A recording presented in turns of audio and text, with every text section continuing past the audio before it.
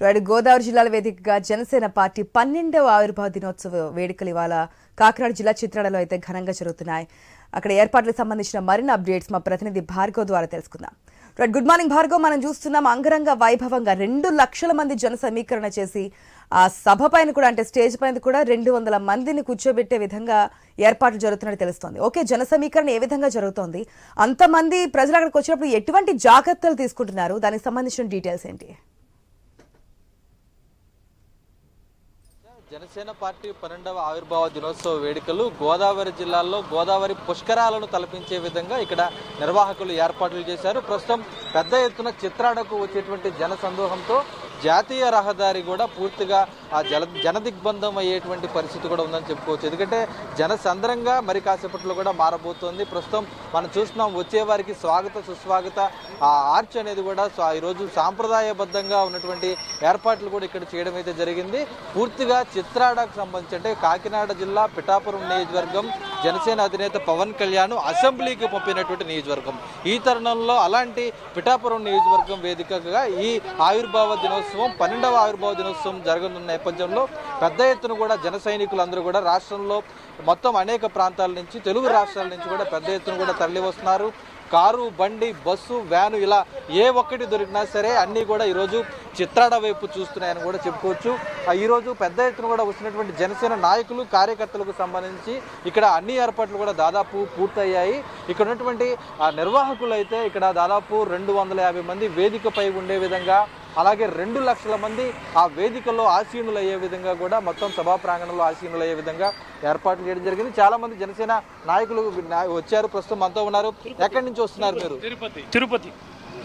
అంత దూరం నుంచి దాదాపు 600 కిలోమీటర్ల దూరం నుంచి వచ్చారు. ఎలా జరుగుతుంది అనుకుంటున్నారు వేడుకలు? ఎలా ఉంది జనసేన పార్టీ? బాగుంది, కోలాహలం బాగుంది. మా పవన్ కళ్యాణ్ గారు నాయకత్వంలో పిఠాపురంలో డెవలప్మెంట్లు అంతా చూసాం మేము, బాగుంది. గతంలో జనసేన పార్టీ అధికారంలో లేనప్పుడు ఇప్పుడు అధికారంలో భాగమైన తర్వాత ఏ విధంగా ఉంది మార్పు రాష్ట్రంలో? రాష్ట్రంలో అరాచకత్వం తగ్గింది, ప్రశాంతత పెరిగింది.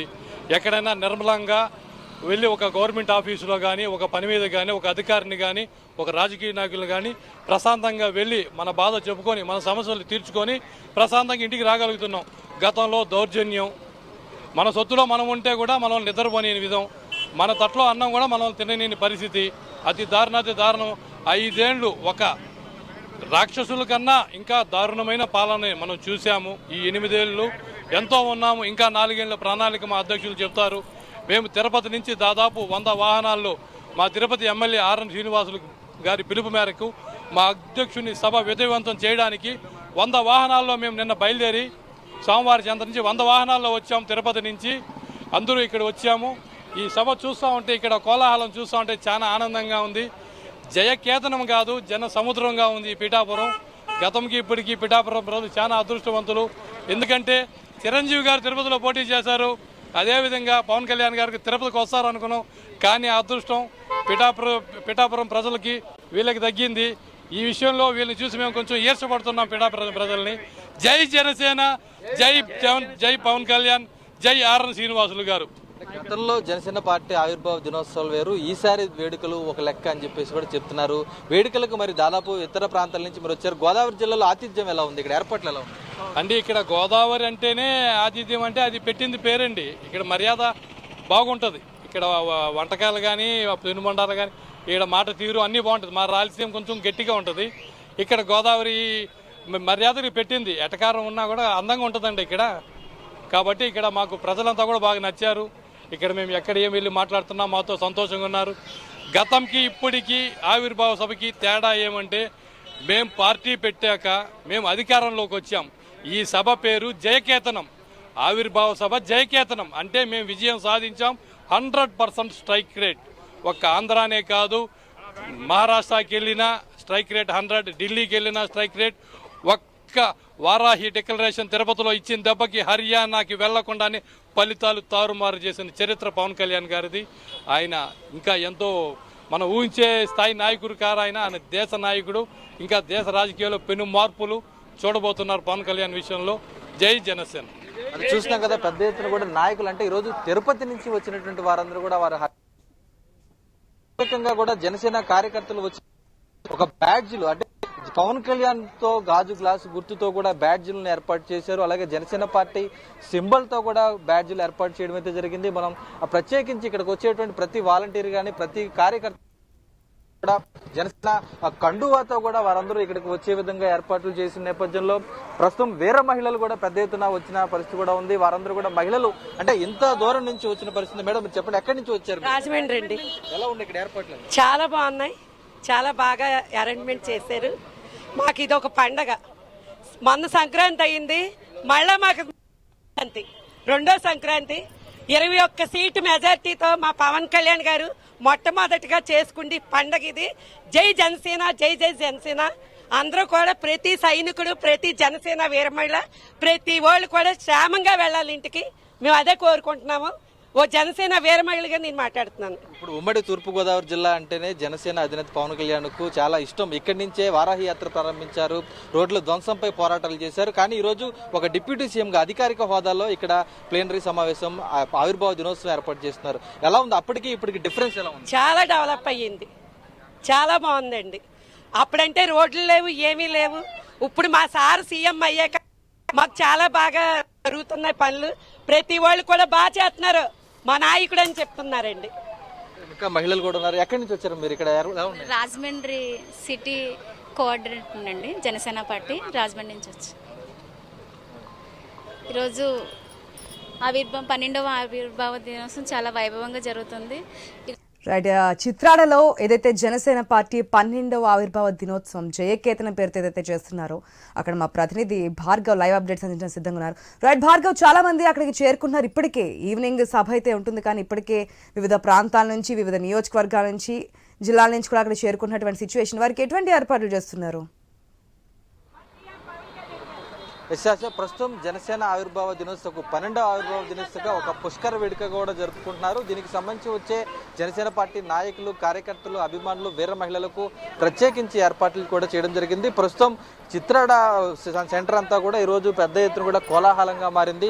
మనం చూసినాం కదా, ఇక్కడికి వచ్చేటువంటి వారికి ఆతిథ్య ఆహ్వానం పలికే విధంగా ప్రత్యేక స్వాగత మార్గాలతో పాటు ప్రత్యేకించి కూడా 3 ప్రవేశ మార్గాలను కూడా ఏర్పాటు చేయడం జరిగింది. అందులో ప్రతి ప్రవేశ మార్గానికి కూడా ఒక స్వాతంత్ర సమర యోధులు, అలాగే ప్రజాస్వామ్యంలో ప్రజలకు సేవలు అందించిన వారి పేరు పెట్టడం జరిగింది. ప్రస్తుతం మనం చూసినటువంటి తొలి డొక్కా చేయడం అయితే జరిగింది. లోకి వెళ్లి నేరుగా సభా ప్రాంగణంలో కూడా ఏర్పాటు చేశారు. అలాగే మొత్తం 3 మార్గాలను ఏర్పాటు చేయడం జరిగింది. ఈ తరుణంలోనే ఇక్కడ వచ్చేటువంటి వారందరూ కూడా లోపలికి వెళ్లి దాదాపు అక్కడ సీట్లలో కూర్చోవడమే కాకుండా వారికి భోజన సౌకర్యాలు, అలాగే అక్కడ వచ్చేటువంటి వారికి అల్పాహారం గానీ, అలాగే పుచ్చకాయ, ఎండవేడిమి తట్టుకునే విధంగా మజ్జిగ ప్యాకెట్లు, వాటర్ ప్యాకెట్లు, అలాగే వైద్య శిబిరాలను కూడా, అంటే మండు టెండలు ఇప్పటికే కూడా ఎవరైనా అస్వస్థతకు గురైనా, దెబ్బకు తట్టుకున్నా సరే వారికి వెంటనే వైద్య సహాయం అందించే విధంగా ప్రత్యేక వైద్య శిబిరాలు కూడా ఏర్పాటు చేశారు. మరోవైపు పోలీసు భద్రతా సిబ్బంది కూడా ఏలూరు రేంజ్ ఐజీ అశోక్ కుమార్ నేతృత్వంలో కూడా పోలీసు భద్రతా సిబ్బంది ఈరోజు అన్ని ఏర్పాట్లు కూడా చేసిన పరిస్థితి ఉంది. ఇక వచ్చేటువంటి దాదాపు 2 లక్షల మంది జనాభా వచ్చేటువంటి వారందరికీ కూడా ప్రత్యేకించి కూడా ఎవరు ఎటువంటి ప్రమాదాలకు గురి కాకుండా రోడ్లపై మనం చూస్తాం. ప్రస్తుతం జాతీయ రహదారి ఇది, చిత్రాడకు వచ్చేటువంటి ప్రధాన రహదారి. ఇటు సామర్లకోట నుంచి కానీ, అటు కాకినాడ వైపు నుంచి కానీ వచ్చేటువంటి జాతీయ రహదారి కావడంతో 20 డ్రోన్లతో పోలీసు అధికార యంత్రాంగం కూడా ప్రత్యేకించి 20 డ్రోన్లతో కూడా ఈరోజు ఈ భద్రతను పరిశీలిస్తుంది. ప్రస్తుతం జనసేన పార్టీ నేతలందరూ కూడా ఇక్కడ ఏర్పాట్లు పరిశీలిస్తున్నారు. సో చెప్పండి, ఏ విధంగా జరుగుతున్న ఏర్పాట్లు, ఎలా జరగబోతుంది వేడుక ఏర్పాట్లు అనేది అది నిన్న సాయంత్రానికే సంపూర్ణంగా ఏర్పాట్లు అయిపోయాయి. జనాలు 2 రాష్ట్రాల నుంచి కూడా తండోపతండాలుగా నేటి అర్ధరాత్రికి చేరిపోవడం జరిగింది. ఇక్కడ అన్ని ఏర్పాట్లు కూడా మార్నింగ్ అల్పాహారం నుంచి మధ్యాహ్నం భోజనాలు, రాత్రికి డిన్నర్ కూడా అన్ని ఏర్పాట్లు. ఎండకు తట్టుకునే విధంగా మంచినీళ్ళు, మజ్జిగ, మిగతా నీళ్లు కూడా అన్ని ఏర్పాట్లు చేసి బ్రహ్మాండంగా ఉంది. చాలా సంతృప్తికరంగా జరుగుతుంది, చాలా పీస్ఫుల్గా జరుగుతుంది ఇక్కడ. కాబట్టి ఈరోజు మేము అధికారం 12 సంవత్సరాల తర్వాత మొట్టమొదటి జరుపుకునే ఆవిర్భావ సభ కాబట్టి యావత్ మంది ప్రజలు కూడా చూస్తున్నారు ఈవేళ. కాబట్టి ఈ యావత్ మంది ప్రజలు కూడా మా యొక్క ఆనందాన్ని చూసి వాళ్ళు కూడా ఆనందాన్ని ఉబ్బి తబ్బిపోతున్నారు. కాబట్టి ఇంకా 5 సంవత్సరాలు కూడా దీనికి మించి ఈ ఆవిర్భావ సభ జరుపుకొని ఈ రాష్ట్రాన్ని సుభిక్షంగా ఉంచుతామని చెప్పి తెలియజేస్తున్నాం. ఇక్కడికి వచ్చేటువంటి నాయకులు కార్యకర్తలకు ఏమైనా పాసులు కేటాయించారా? ఎంతమంది వస్తారనుకుంటున్నారు? ఏవే విధంగా ఏర్పాటు? మెజార్టీ పీపుల్కి అంటే కేటగిరీ వారీగా మేము పెట్టడం జరిగిందనమాట. విఐపి పాసులు మిగతా వీర మహిళలు అన్నీ కూడా. కాబట్టి ఎవరికి కూడా ఇబ్బంది లేకుండా ఎవరైతే ప్రజాప్రతినిధులు ఉన్నారో వాళ్ళందరూ కూడా వాళ్ళకి సపరేట్గా, మెడికల్ డాక్టర్లు ఎవరు ఉన్నారో వాళ్ళకి సపరేట్గా, వాలంటీర్లకి ప్రతి ఒక్కరికి కేటగిరీ వచ్చేసి ఇబ్బంది లేకుండా అందరికి అకామిడేట్ చేసి ఇక్కడ ఏర్పాట్లు చేయడం జరిగిందనమాట. అంటే మొత్తం 21 ఎమ్మెల్యేలు గోదావరి 11 మంది ఎమ్మెల్యేలు జనసేన పార్టీకి ఉన్నారు. ఇక్కడ ఎమ్మెల్యేలు ఏ విధంగా కృషి చేస్తున్నారు గోదావరి జిల్లాల అభివృద్ధికి?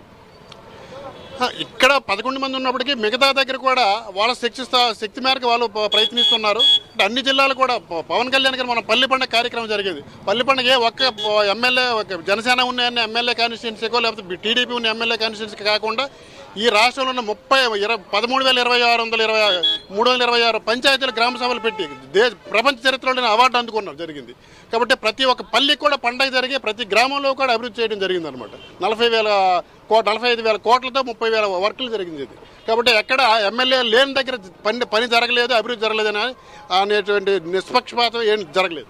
మీరు చెప్పండి, ఎలా జరుగుతుంది వేడుకలు జనసేన? సార్ మీరే చూస్తున్నారు, ప్రతి ఒక్క అభిమాని వాడి యొక్క కళ్ళల్లో ఆనందాన్ని మీరు చూస్తున్నారు. ఎవరైతే మా అభిమాన నాయకుడు, మా ఆరాధ్య దైవం పవన్ కళ్యాణ్ గారికి మేము ఎలాగైతే ఒక ప్రభుత్వంలో ఉన్నత స్థానంలో చూడాలనుకున్నామో ఈరోజు ఆ ఉన్నత స్థానాన్ని ఆమె అభ్యర్థించారు.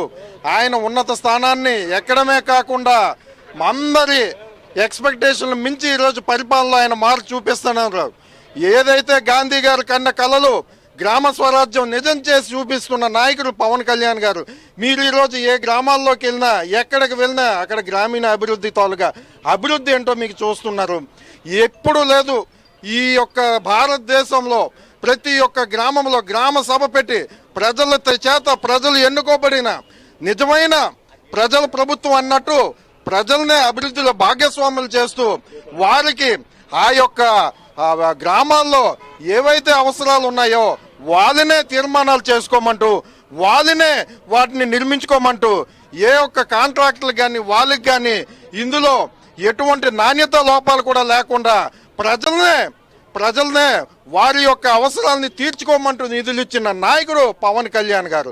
అదేవిధంగా ఎన్నడూ లేనటువంటిగా గోకులాలు ఈరోజు గ్రామాల్లో ప్రతి గోకులాలు చూస్తాం.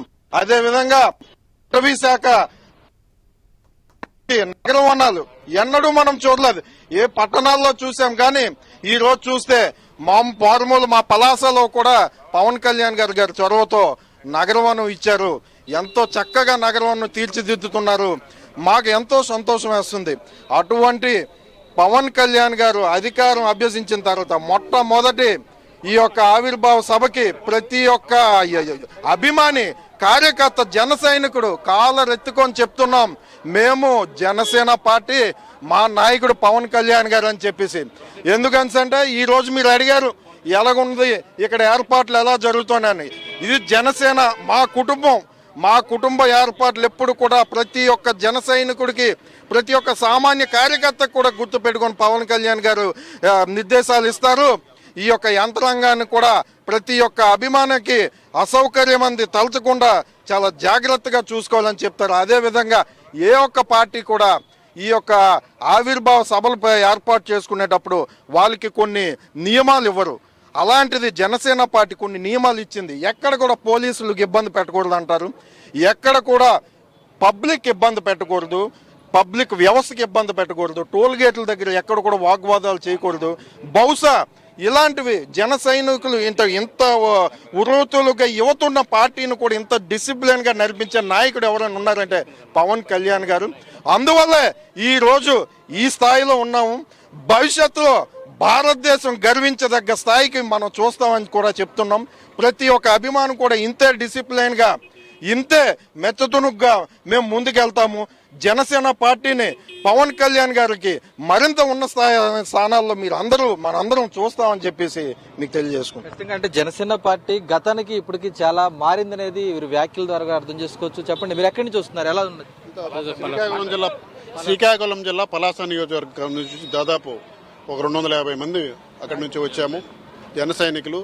ఇంకా నాయకులు వీర మహిళలు అందరూ కూడా ఇంకా వెనుక నుండి ఇంకా బస్సులు వస్తున్నాయి. ఇంకా దాదాపు ఒక 100 బస్సులు వస్తున్నాయి.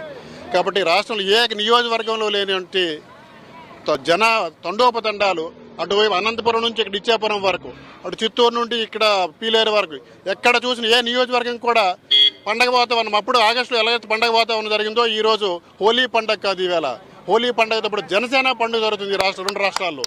కాబట్టి పవన్ కళ్యాణ్ గారు ఈ రాష్ట్ర ప్రజల ముఖాల పైన హోలీ చల్లి అభివృద్ధి రూపంలో అందరికీ వాళ్ళ యొక్క ముఖాల ఆనందం వెల్లివిరుస్తుంది.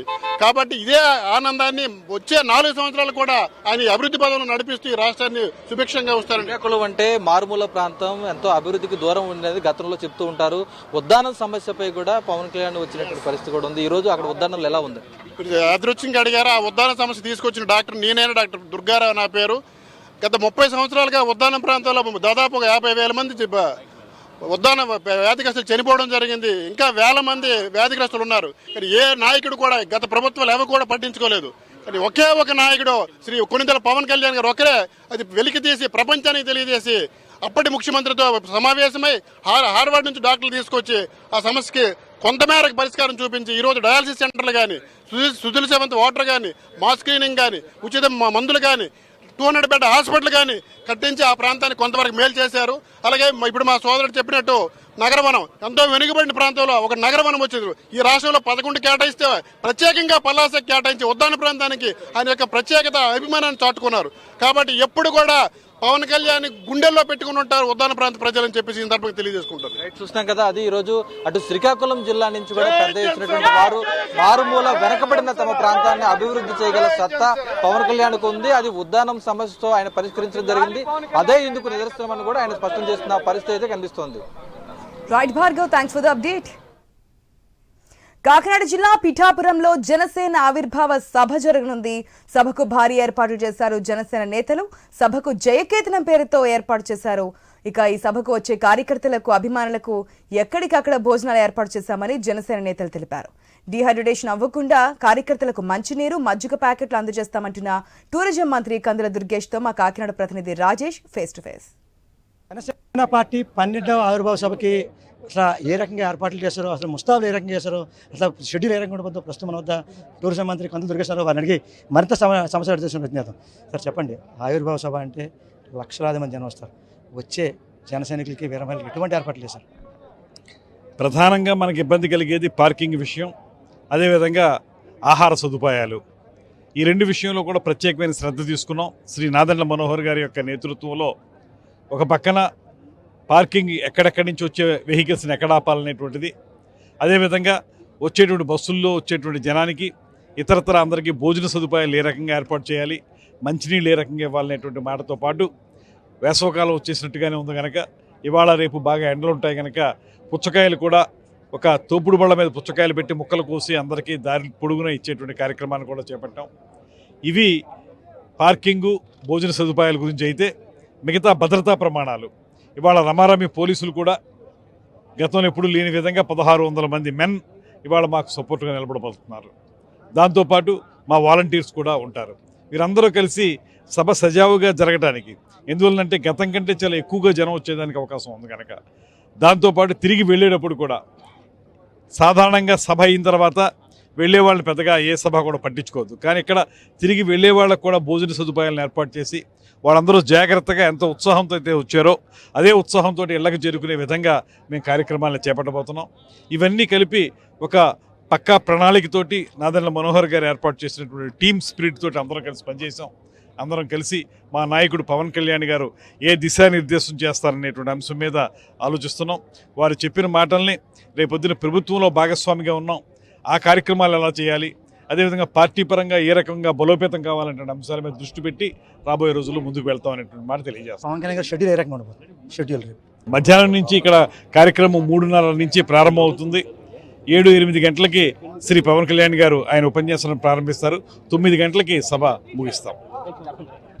వచ్చిన అంటే జనసేన పవన్ కళ్యాణ్ 12వ ఆవిర్భావ సభకు సంబంధించి ఇప్పటికే పూర్తి ఏర్పాట్లు చేశారు. మరోపక్క ఎటువంటి అసౌకర్యాలు కలగకుండా పూర్తి ఏర్పాట్లు చేశామని చెప్పి, అలాగే వచ్చిన వారికి అంటే వచ్చిన ఎవరైతే జనసేన నాయకులకి కూడా ఒక పక్క ఎంట తీవ్రత ఎక్కువ ఉంటుంది కాబట్టి వారికి డిహైడ్రేషన్ లేకుండా ఒక పక్క మంచినీటి సదుపాయం, అలాగే మజ్జిగ ప్యాకెట్లు అన్నీ కూడా పూర్తి ఏర్పాట్లు చేశాము.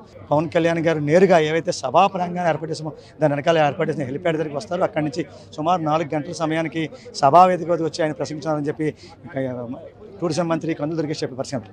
ఇదే కొన్ని తాజా పరిస్థితి. కెమెరా పర్సన్ సురేష్తో రాజేష్, ఐ న్యూస్, కాకినాడ జిల్లా పిఠాపురం సభా ప్రాంగణం నుంచి.